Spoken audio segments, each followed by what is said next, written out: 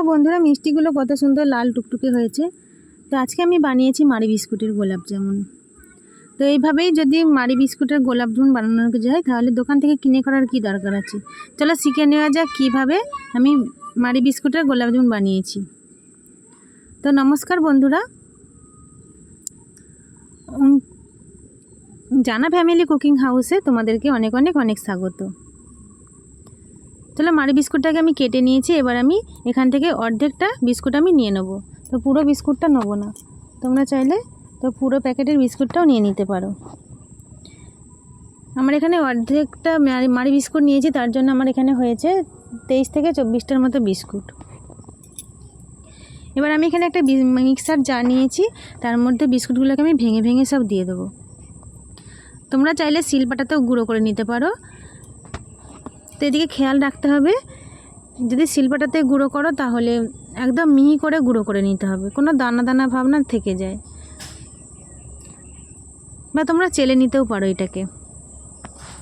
চলো আমার এখানে বিস্কুটগুলো সব ভাঙা হয়ে গেছে। এবার আমি একটু ঝাঁকি নিয়েছি যাতে বিস্কুটগুলো একটু কমে যায়। চলো এবার আমি ব্লেন্ড করে নেব। দেখো বিস্কুটগুলোকে আমার গুঁড়ো করা হয়ে গেছে। ও কত সুন্দর মিহি গুঁড়ো হয়েছে, আমি তোমাদেরকে দেখাচ্ছি। এই দেখো, এবার আমি একটা প্লেটের মধ্যে গুঁড়োগুলোকে ঢেলে নেব। দেখো একদম মিহি হয়েছে গুঁড়োটা, কোনো ডালা ডালা নেই বা কোনো গোটাও নেই। এবার এর মধ্যে আমি দিয়ে দেবো 2 চামচ গুঁড়ো দুধ। যে 10 টাকার যে প্যাকেট গুঁড়ো দুধটা হয় সেই প্যাকেটের 1 প্যাকেট দিলেই হবে। আর আমি এখানে দিয়ে দেবো সামান্য একটু বেকিং পাউডার। বেকিং পাউডার কিন্তু অল্প করে দিতে হবে, একটু বেশি দেওয়া যাবে না, তাহলে মিষ্টিগুলো ফেটে যাবে। তাহলে শুকনো উপকরণগুলো সব ভালো করে মিশিয়ে নিয়েছি। এবার আমি অল্প অল্প করে লিকুইড দুধ দিয়ে ডোটাকে মেখে নেব। এই সময় খেয়াল রাখতে হবে ডোটা যেন একদম পাতলা না হয়ে যায়, আবার খুব শক্তও না হয়ে যায়। খুব শক্ত হয়ে গেলে মিষ্টিটা ফেটে যাবে, আর একটু পাতলা পাতলা থেকে গেলে তখন মিষ্টিটা গোল করা যাবে না। তো ডোটাকে কিন্তু একদম পারফেক্টভাবে মাখতে হবে। তো আমার এখানে শক্ত ছিল, তার জন্য আমি আবারও একটু দুধ দিয়ে মেখে নিচ্ছি। দেখো ডোটা কিন্তু আমার একটু আঠালো আঠালো হয়েছে। দেখো হাতে আমার চিপকে যাচ্ছে, এখনই বুঝতে হবে যে ডোটা আমার একদম পারফেক্ট আছে। এই সময় আমি ডোটাকে আধা ঘন্টার মতো রেস্টে রেখে দেবো।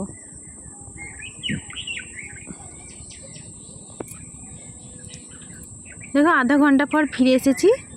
আর এর মাঝখানে আমি কি করেছি, ডোটাকে ভালো করে মেখে নিয়েছি।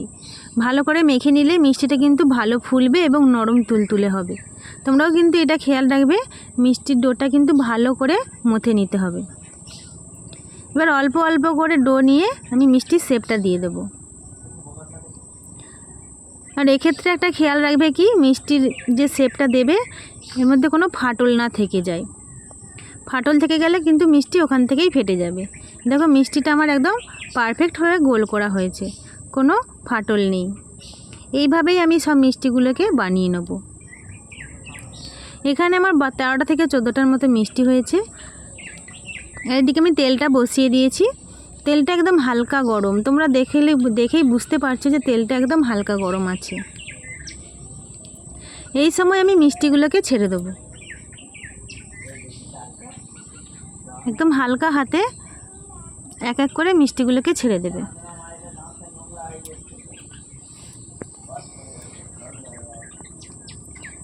মিষ্টিগুলোকে সব ছাড়ার পর 5 মিনিট অপেক্ষা করবে একদিকটা হওয়ার জন্য।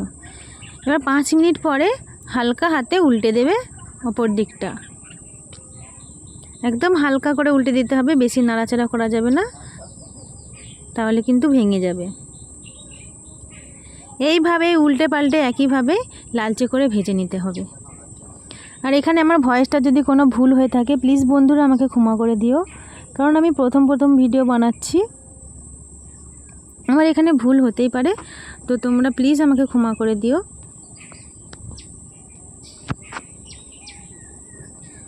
দেখো মিষ্টিটা আমার লালচে হয়ে গেছে। এবার আমি মিষ্টিটাকে তুলে নিয়ে তেলটা ঝরিয়ে নেব ভালো করে। তাহলে এদিকে আমি চিনি শিরাটা বানিয়ে নেব।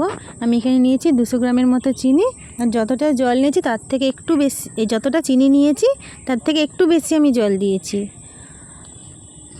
গোলাপ জামুন, যে কোনো গোলাপ জামুনই তোমরা বানাও না কেন, গোলাপ জামুন বানাতে গেলে চিনির শিরা কিন্তু একটু আঠালো হতে হবে, তা নাহলে কিন্তু মিষ্টির রঙটা ফ্যাকাশে হয়ে যেতে পারে। আর আমি এখানে দিয়েছি 2টো এলাচ, এলাচটাকে একটু ফাটিয়ে দিয়েছি। এবার আমি শিরাটাকে বানিয়ে নেব। শিরাটা টপগবে করে ফুটে আসলে মিষ্টিগুলোকে কিন্তু আমি দিয়ে দেবো, আর চিনিটা গলা পর্যন্ত অপেক্ষা করতে হবে। শিরাটা বেশিক্ষণ ফুটিয়ে নেওয়ার কোনো দরকার নেই, চিনি গলে গেলেই তোমরা মিষ্টিগুলোকে ছেড়ে দেবে। দেখো মিষ্টিগুলোকে আমি ছেড়ে দিয়েছি, এবার আমি এটা ঢেকে 5 মিনিট হতে দেবো। দেখো 5 মিনিট পর ফিরে আসছি, এই দেখো মিষ্টিগুলো ঠিক আমার এরকম হয়েছে। আবারও আমি হালকা হাতে উল্টে দেবো, যাতে মিষ্টিগুলোর চারিদিক দিয়ে রসটা ভালোভাবে ঢোকে, তবেই তো মিষ্টিটা নরম স্পঞ্জি হবে। দেখো আবারও আমি ঢেকে দেবো 5 মিনিটের জন্য। এইভাবে তোমরা 10 থেকে 15 মিনিটের মতো ফুটিয়ে নেবে। চলো আবারও তোমাদেরকে খুলে দেখাচ্ছি কেমন হয়েছে। দেখো এখন কিন্তু অনেকটাই রস ঢুকে গেছে। দেখো আবারও একটু আমি নেড়ে চেড়ে দিচ্ছি, দিয়ে আবারও আমি ঢেকে রেখে দেবো 2 থেকে 3 ঘন্টার জন্য। দেখো 2 থেকে 3 ঘন্টা পর ফিরে আসছি। দেখো মিষ্টিগুলো আমার এরকম হয়েছে, ঠিক একদম মিষ্টির দোকানের মতো নরম তুলতুলে স্পঞ্জি মারি বিস্কুটের গোলাপ জামুন মিষ্টি। দেখো আমি এইগুলো মিষ্টিগুলোকে একটা বাটির মধ্যে সার্ভ করে নিচ্ছি। তো আমার এখানে ক্যামেরা ধরার কেউ নেই, আমি এইভাবেই ভিডিও শ্যুট করি। চলো বাটিতে সব ট্রান্সফার করে নিই, তারপর আমি দেখাচ্ছি।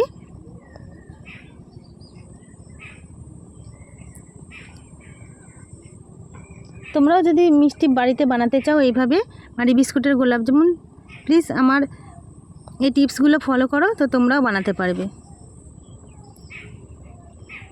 তাহলে এক এক করে সব মিষ্টিগুলোকে আমি তুলে নিই। দেখো মিষ্টিগুলো কত লাল টুকটুকে হয়েছে। প্লিজ ভিডিওটি ভালো লাগলে ফেসবুক থেকে দেখে থাকলে পেজটিকে ফলো করে দিও, আর ইউটিউব থেকে দেখে থাকলে চ্যানেলটিকে সাবস্ক্রাইব করে দিও। চলো তোমাদেরকে এবার একটা মিষ্টি আমি কেটে দেখাই কেমন হয়েছে। দেখো মিষ্টির ভিতরে কত সুন্দর রস ঢুকেছে। তো আমার রিকোয়েস্ট হলো তোমরাও আবার এইভাবে বানাও, ঠিক আমার মতো টিপস ফলো করেই বানাবে। তো দেখা হচ্ছে পরের ভিডিওতে। আজকের মতো এখানেই শেষ করছি।